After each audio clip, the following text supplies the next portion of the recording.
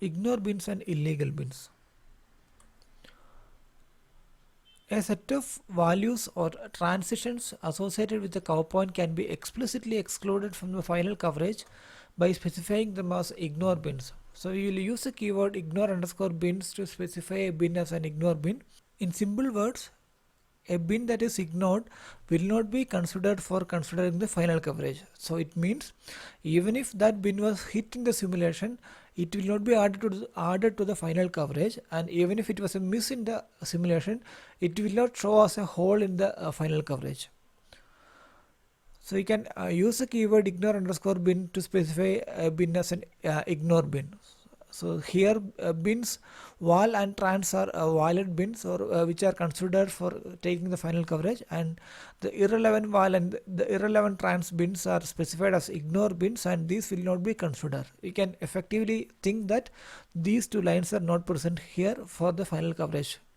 Now here is a question: if a coverage specifies an ignore bin and that bin is not considered for the final coverage, what is the purpose of defining that bin here? So the answer is using ignore bins will be very much useful in cross coverage definition. When you define a cross product between two cover points, which you will be learning in the next sessions, there you will see that you might need to ignore certain cross products of the cover points, and there you will use the keyword ignore bins mostly. Illegal bins. So illegal bin is same as an ignore bin. The only difference is that if it will be ignored in the simulation and for the final coverage collection, but if an illegal bin is hit in the simulation, it will flag an error, or it will flag a runtime error in the simulation log. To specify a bin as an illegal bin, you will use the keyword illegal underscore bins, and once a bin that is defined as illegal is hit in the simulation, you will see an error in the simulation log file.